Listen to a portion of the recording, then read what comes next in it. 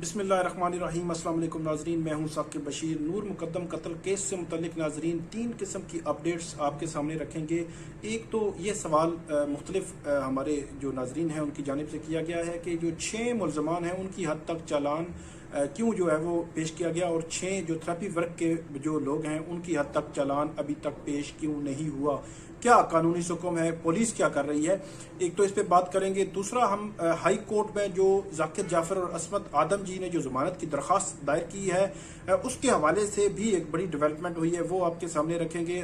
तीसरी बात हम करेंगे कि जो चालान है इस केस का, उस चालान का प्रोसीजर क्या है, कहाँ तक ये पहुंचा है और कल जो है वो मुतवक्को तौर पर क्या हो सकता है। सबसे पहले तो मैं आपको बताऊं कि 6 मुल्ज़मान हैं। एक मरकजी मुल्ज़म है ज़ाहिर जाफर, जाकिर जाफर, असमत आदम जी, और 3 खानसामा, चौकीदार और माली। उसकी हद तक चालान जो है वो पुलिस ने जमा करवा दिया है। वो जुडिशल मजिस्ट्रेट शुएब अख्तर की अदालत में पेश हुआ था। और बाकी 6 जो मुल्ज़म है थेरेपी वर्क के, उनकी हद तक चालान पेश नहीं हुआ। इससे मुतल्लिक मेरी जो फौजदारी के माहिर हैं इस्लामाबाद के वकला, उनसे मेरी बात हुई तो उन्होंने कहा कि ये कोई अनहोनी बात नहीं है, ये उमूमी तौर पर होता रहता है। तो प्रोसीजर मैंने उनसे पूछा तो ये उन्होंने बताया कि होता ये है कि अगर एक मुल्ज़म या 2 मुल्ज़मान या 6 मुल्ज़मान 5 या 6 रोज़ में उनकी गिरफ्तारी हुई हो और बाकी लोग जो है 1 मंथ के बाद गिरफ्तार हुए हों, तो इनके चालान में पहले 6 लोगों का आ जाएगा और बाकी लोगों का बाद में आएगा। तो इस केस में भी नाजरीन कुछ इसी तरह ही हुआ है कि 20 जो जुलाई था उसके बाद से लेकर कुछ गिरफ्तारियां हुई, और जो थेरेपी वर्क के लोग हैं 6, उनकी गिरफ्तारी 25 रोज के बाद हुई है। तो अब जो चालान है वो 25 रोज के बाद उनकी गिरफ्तारी हुई, इसलिए उनका चालान जो है वो देर से अभी वो तैयारी के मरहले में है। तो तीसरा मेरा सवाल ये था कि क्या एक से ज्यादा चालान पेश हो सकते हैं। तो ये बताया गया कि माहिरीन की जानिब से कि एक से ज्यादा कई चालान जो है पेश हो सकते हैं, 10, 20, 50 भी पेश हो सकते हैं। वो इस तरह के वो कहते हैं कि मुल्ज़मान जितनी देर से उनका गिरफ्तारियां हुई हैं उसका फर्क जो है वो ज्यादा हो तो ज्यादा चालान। इसमें भी उन्होंने कहा कि अभी जो 25 रोज के बाद गिरफ्तारी हुई है थेरेपी वर्क के 6 लोगों की, उनका चालान चंद दिनों में जो है वो पेश कर दिया जाएगा और उसके केस के जो मेरिट्स हैं उस पर कोई फर्क नहीं पड़ता। उनका जो रोल तफ्तीशी अफसर या पुलिस की जानिब से उस चालान में लिखा गया होगा उसके मुताबिक ही उनका ट्रायल होगा, और बाकी जो 6 मुल्ज़मान हैं उनकी हद तक जो उनका अपना रोल है वो उस लिहाज से जो है इसका जवाब देंगे, और ये जो प्रोसीजर है उसी को फॉलो किया जाएगा और ये मामला जो है वो उसी तरह ही आगे बढ़ेगा। तो ये मामला बिल्कुल क्लियर हो गया कि थेरेपी वर्क के 6 मुल्ज़मों की जो चालान है उसका पेश ना होना कोई इशू नहीं है, ट्रायल में ये बिल्कुल क्लियर हो जाएगा।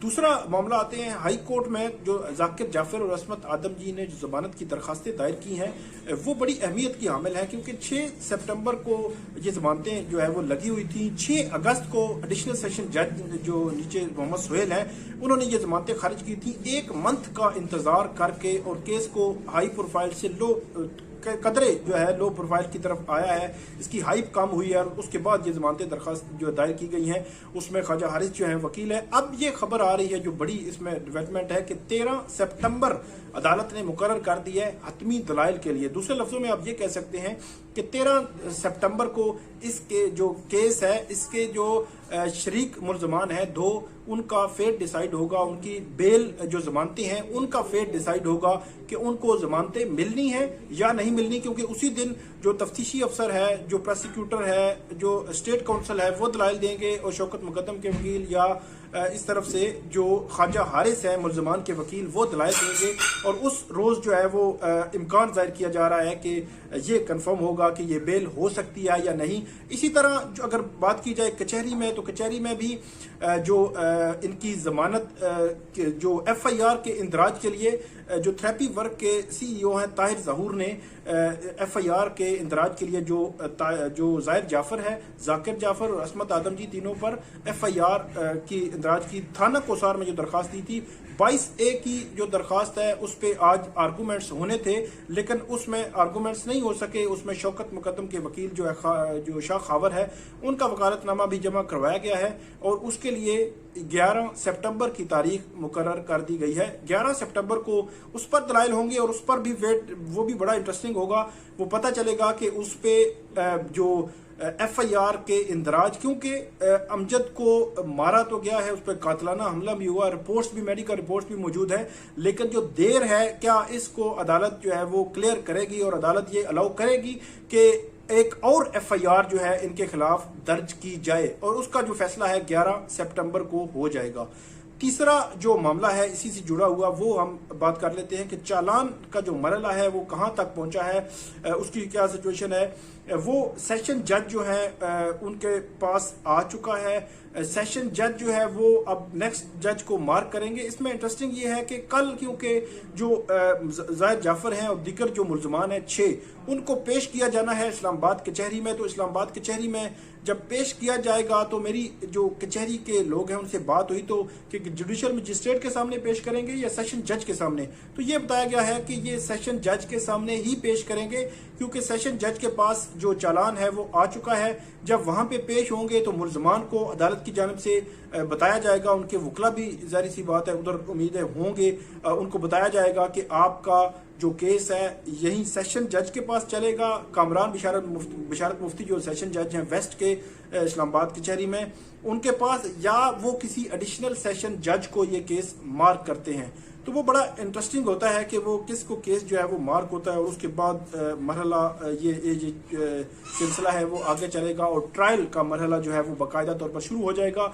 और ये मैं आपको ये भी बता दूं कि कल का दिन जो है आप ये समझें कि इस केस का पहला जो है वो एक्टिव दिन आप तस्वर कर सकते हैं और उसके बाद ये ट्रायल और ये जो फैसले का इंतज़ार है और ये सारे मरहले जो हैं और जितनी भी चीज़ें आप खुल के सामने आएंगी, जो अक्यूज्ड हैं, जो को अक्यूज्ड हैं, जो माली खानसामे और चौकीदार हैं, सब अपना अपना केस जो है वो लड़ेंगे, पेश करेंगे, अपने अपनी जो सबूत हैं या अपने हक में अगर उनके दलाइल हैं तो वो पेश करेंगे।